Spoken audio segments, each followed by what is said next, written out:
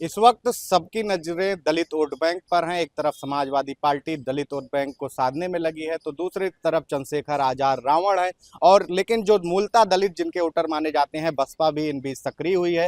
हाथरस में एक बड़ी रैली होने जा रही है, जहां प्रत्याशी की घोषणा करेंगे। आकाश आनंद की एंट्री हो गई है। बताया यह जा रहा है कि अब एआई का टेक्निकल प्रयोग करते हुए बसपा अपने पुराने कामों को गिनाएगी, दिखाएगी। यानी कि बसपा जो है एक तरीके से अब बड़ी हुंकार भर रही है 2027 के विधानसभा मद्देनजर देखते हुए। लेकिन बसपा के लिए चैलेंज यह है कि वह किस तरीके से जो दलित वोट बैंक है, लगातार उसका ग्राफ गिरता जा रहा है, उसको वापस ला सके और साथ ही जो सामान्य वोटर है उनका विश्वास जीतकर सत्ता में आ सके। इसी पर बातचीत करने के लिए अहिरवार अमित बेदिया जी हैं, जो झांसी के जिला प्रभारी हैं। सबसे पहले सर, आपका बहुत स्वागत है। झांसी में कितनी बड़ी आपको चुनौती लगती है? 4 सीटों पर 4 विधानसभा है, जिसमें 3 भाजपा के खाइमे में है, एक उनके सहयोगी अनुप्रिया पटेल वाली पार्टी में।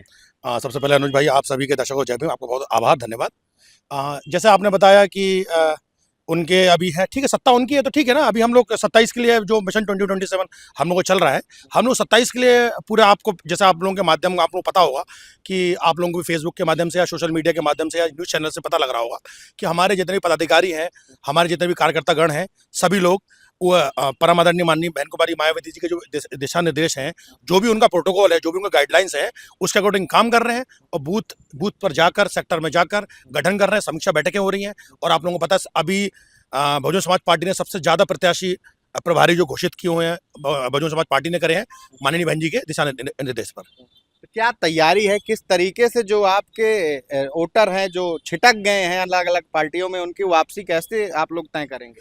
देखिए सर, क्या होता है कि कभी कभी अपन को जब मंजिल थोड़ा दूर होती है ना, तो आदमी जब उसके बीच में जाता है तो कभी मतलब गड्ढे भी आते हैं, कभी मोड़ भी आता है ना, टर्निंग भी आता है, कभी अपन गलत टर्न भी ले लेते हैं।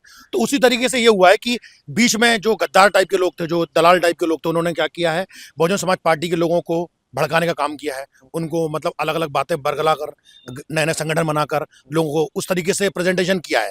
तो उससे लोगों को पता लग गया है, अब यूथ जा चुका है, यूथ को पता लग रहा है कि बहुजन समाज पार्टी क्या है, कैडर बेस्ड पार्टी है। बहुजन समाज पार्टी में आज तक आपने कभी नहीं सुना होगा किसी बहुजन समाज पार्टी के व्यक्ति पर, किसी कार्यकर्ता पर, किसी पदाधिकारी पर किसी पुलिस ने डंडे बरसाए या कुछ कराए। क्योंकि बहुजन समाज पार्टी एकमात्र भारत में पार्टी है जो संविधान को ही अपना मैनिफेस्टो मानती है। कभी भी बहुजन समाज पार्टी ने कभी भी इलेक्शन में या किसी में भी अपना मैनिफेस्टो जारी नहीं करा। क्यों? क्योंकि हमारे माननीय मसीहा साहब श्री काशीराम जी, जिन्होंने 14 अप्रैल 1984 में पार्टी का निर्माण किया था, उन्होंने ये कहा है कि संविधान लागू करना, बाबा साहब का जो परम पूज्य बाबा साहब डॉक्टर भीमराव अम्बेडकर जी का संविधान जो लागू करना है, वही हमारे लिए मैनिफेस्टो है। जिस दिन संविधान लागू हो जाएगा उस दिन सारी जितनी दिक्कतें हैं, यूथ को, बुजुर्गों को, महिलाओं को, बच्चों को, आपको, मुझे, सारी दिक्कतें दूर हो जाएंगी। तो इसीलिए हम लोगों की पार्टी है जो वो संविधान पे चलती है और संविधान को लेकर ही चलती है। लोग संविधान दिखा के वोट लेते हैं, हम लोग संविधान को मानते हैं, हम लोग संविधान को अभिसात अपने अंदर आत्मसात कर कर उसको फॉलो करते हैं।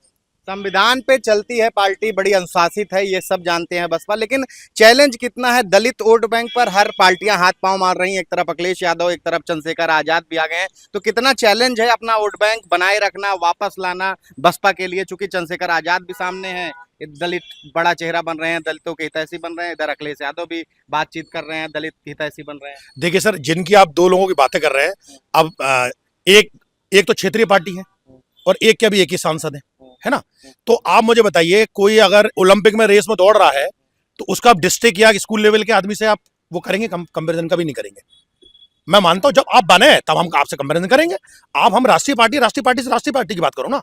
आप अगर इतने ताकतवर हैं तो जो भी सत्ता में है और जो अभी सत्ता के विपक्ष में है, एक 48 दल लेके अपनी सत्ता बना के घूम रहे हैं, एक 28 दल लेके अपनी इंडिया अलायंस लेके घूम रहे हैं। तो इसका क्या मतलब, इसका अर्थ क्या निकलता है? इसका अर्थ निकलता है कि अगर आप दमदार हो तो अकेले अकेले लड़ो ना। बहुजन समाज पार्टी तो किसी गठबंधन करनी नहीं है। आज की तारीख तक माननीय बहन जी का यही गाइडलाइन है कि अभी हमारा किसी गठबंधन नहीं है। तो हम लोग तो अकेले लड़ रहे हैं ना, विगत 15 साल से भी अकेले लड़ रहे हैं। लोग तो गठबंधन बना बना के भी सरकार नहीं बना पा रहे हैं। आप मुझे बताइए, तो ताकतवर कौन हुआ? हम ही ताकतवर हुए ना। और उसके बाद जो भी लालचन, जो भी टीका टिप्पणी की हमारी पार्टी पे की जाती है। तो अगर आप मानते हो रेस से बाहर है, अगर आपको लगता है रेस से बाहर है, तो हमारे ऊपर टिकट टिप्पणी क्यों करते हैं आप लोग? अच्छा, आकाश आनंद जी की एंट्री हो गई है, पहले भी हुई थी, हालांकि बीच में कुछ कारणों से मायावती जी ने उनको थोड़ा सा रोक दिया, उनके पद से हटा दिया गया। लेकिन अब फिर एक बार उनको यूपी की कमान संभाल दी गई है, दे दी गई है। हाथरस वो आ रहे हैं, प्रत्याशी घोषणा करेंगे, एआई का टेक्निकल जो है वो प्रयोग करते हुए प्रचार प्रसार कराएंगे, तो कितना ताकत मिलेगी आकाश आनंद के आने से? क्योंकि यूथ जेनजी भी नाराज है, तो क्या आकाश का चेहरा देखकर यूथ भी जुड़ेगा? देखिए, जेनजी की जो आपने बात की, युवाओं की जो बात की है, आकाश जी की उम्र 30 साल है। आप सोचिए 30 वर्ष का ही आदमी युवा बनेंगे ना। लोग 55 साल के, 59 साल के, 75 साल के लोग भी युवा बन के घूम रहे हैं। तो असली युवा तो हमारे राष्ट्रीय संयोजक माननीय श्री आकाश आनंद जी है ना। बाकी लोग तो कोई, आप बताइए 55-60 साल के आदमी को युवा बोलोगे आप, 75 साल के आदमी को युवा बोलोगे आप, 59 साल के आदमी को युवा बोलोगे आप? तो यूथ, वो पढ़े लिखे हैं, विदेशों में पढ़ाई करी है उन्होंने, उनको पता है अच्छे से, और वो सब कुछ समझते हैं। वो कैडराइज परिवार से आते हैं, उन्होंने पैदा होते ही उन्होंने शासन सत्ता और अपना सब कुछ देखा हुआ है कि अम्बेडकरवादी विचारधारा क्या होती है, बहुजन समाज पार्टी का जो प्रोटोकॉल है, जो मिशन है, मूवमेंट, वो क्या है, उनको उनके रगों में बसा हुआ है। तो उनसे अच्छा तो कोई बता भी नहीं सकता है। रही बात युवाओं की, तो युवा ऑब्वियस सी बात है ना कि आज अगर आपकी मेरी एज का कोई आदमी अपने सामने आएगा तो अपन उससे ज्यादा कनेक्टेड हो पाएंगे। तो ऑब्वियस सी बात है, जो आप कह रहे हैं कनेक्टिविटी, ठीक कनेक्टिविटी होगा ना। क्या लगता है युवा चेहरा देखते हुए युवा जुड़ेंगे आकाश आनंद की पार्टी? आप छोड़िए छत्तीसगढ़, आप छत्तीसगढ़ में तो देखिए कुछ नहीं है ना। छत्तीसगढ़ में जाइए आप, लोग गांव गांव में उनका इंतजार कर रहे थे। अभी कुछ पिछले हफ्ते में कुछ मीडिया के आपके पर्सन से बात हुई थी मेरी, वो बता रहे थे कि वहां पे लोग गांव गांव में लोग, मतलब उनको 2 किलोमीटर का रास्ता तय करने के अंदर 3 से 4 घंटे लग गए। आप सोचिए, आप कितना कितना युवा उनसे जुड़ना चाहता है। और आप जो दूसरे दलों की जो बातें कर रहे थे, वो भड़काऊ भाषण देते हैं वो लोगों पे। आप देखिए जहां जहां इनकी इन इन दूसरे जिनकी आप अभी नाम ले रहे थे, मैं नाम लेना उचित नहीं समझूंगा, वो जहां जहां जाते हैं लोगों पे, अभी देखिए जंतर मंतर पे 200-250 बच्चों पे अभी मुकदमे लग गए। अब आप तो भाग गए।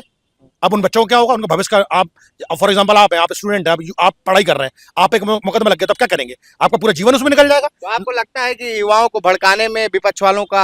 हाँ, ऑब्वियस सी बात है ना। युवा जोश, युवा शक्ति को सही जगह लगाना चाहिए। आज आकाश आनंद जी की आप उसमें, जब भी उनका, अभी जैसे आपने बताया 10 तारीख को प्रोग्राम है और उसके बाद 23 को भी राजस्थान में भी है, तो आप जाइए देखिएगा ना, वहां पे आदमी एकदम तौर तरीके से आता है, अच्छा, एटिकेट्स में आता है। जी, जी। आप अगर किसी को मतलब कुछ भीड़ को अगर आप बता रहे हैं, समझा रहे हैं, बता रहे हैं, तो आप अपना मैसेज ऐसे कन्वे करिए कि वो भीड़ उग्र ना हो, वो आपको फॉलो करे। अच्छा, एक चीज कहा जाता है, बसपा चाहे जितना भीड़ इकट्ठा कर ले, लेकिन बसपा के कार्यकर्ता अनुशासित रहते हैं, कभी कोई धक्का मुक्की नहीं, कोई दंगा नहीं आता। मैं बोल रहा था, आपने माइक ले लिया था, मैं आपसे यही कहना चाह रहा हूँ सर, कि आप देखिए अभी लास्ट ईयर हम लोगों ने माननीय मसीहा साहब श्री काशीराम जी की पुण्यतिथि में एक कार्यक्रम करा था, राज्यव्यापी कार्यक्रम था। लोग रैली का नाम देते हैं, माननीय बहन जी ने उत्तर प्रदेश सिर्फ राज्य का राज्यव्यापी कार्यक्रम घोषित किया था। उन्होंने रैली बोला भी नहीं। आपने 25 से 30 लाख भीड़ आई थी, पूरा पूरा लखनऊ जाम था, प्रयागराज से, झांसी से, कहां कहां से लोग पैदल चल चल के आ रहे थे। बहन जी के एक आवाज पे दलित इकट्ठा हो जाए। आवाज मैंने उसे ट्वीट किया था, जिस दिन माननीय बहन जी मंच से खड़े होकर बोल देंगे ना, तो पूरा देश जाम हो जाएगा। आप समझिए मेरी बात। और माननीय बहन जी ने लास्ट ईयर बोला था कि मैं 27 में सत्ता बनाने के लिए जो भी बन पड़ेगा वो करूंगी। और उसके लिए देखिए ना, उस दिन के बाद से 9 अक्टूबर 2025 के बाद से आप देखिए, प्रतिदिन देखिए, आप सोशल मीडिया देखिएगा। अगर सोशल मीडिया नहीं देखते हो तो व्यक्तिगत जो भी आपके परिचित हो बसपा में, या आजू बाजू आपके मोहल्ले, आपके जो भी गांव हो, जो भी आपका जिला हो, जो भी मंडल हो, वहां देखिएगा प्रतिदिन कोई ना कोई बहुजन समाज पार्टी की समीक्षा बैठक हो रही है। ज्वाइनिंग तो बहुत हो रही है। आप देखिएगा आने वाले समय में बहुजन समाज पार्टी नंबर 1 रहेगी और बहुजन समाज पार्टी की पूर्ण बहुमत से अच्छा, सरकार। ब्राह्मण बहुत ज्वाइन कर रहे हैं। आप देखिए ना, हमारे जैसे झांसी की बात करता हूं मैं, तो झांसी मंडल से हमारे कालपी से हमारे पांडे जी को मिला है पहला टिकट ही। आप देखिए ना, तो हमारे ब्राह्मण समाज से मिला है ना आदमी को। तो ब्राह्मणों को मिलाने की नहीं, तो आप देखिए ना, ब्राह्मण समाज का भी जो सबसे ज्यादा माननीय बहन जी के उसमें 7 से 12 की सरकार में देखिए ना, ब्राह्मण जलवा समाज था। को जलवा नहीं, आप देखिए ना, उनको पूरा मान सम्मान मिला।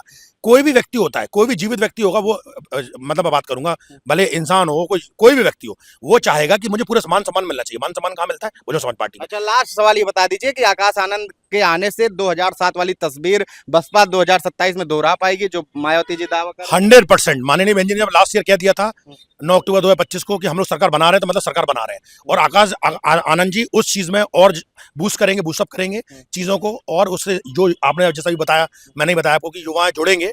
और जो यूथ का जो छटक रहा था इधर उधर, जो मतलब थोड़ा बरगलाते हैं, थोड़ा पीडीए की बातें करते हैं, इधर उधर की बातें करते हैं, उनसे ना भटकाकर बहुजन समाज पार्टी के एक मिशन मूवमेंट और कैडर बेस उस पर करके हम लोग माननीय बहन जी को 5वीं बार इस प्रदेश का मुख्यमंत्री बनाएंगे। ठीक है, तो हमारे साथ थे जिला प्रभारी झांसी, जिन्होंने बताया कि बसपा की तैयारी लगातार चल रही है और भारतीय जनता पार्टी और इंडिया गठबंधन अलायंस के लिए जो है ये एक तरीके से पूरा समाप्त कर देंगे। बसपा में जब आकाश आनंद की एंट्री हुई है तो इनको एक तरीके से नया ताकत मिली है और ये ब्राह्मण और दलित का वोट बैंक साधते हुए उत्तर प्रदेश में 2007 वाली तस्वीर ये दर्शाएंगे।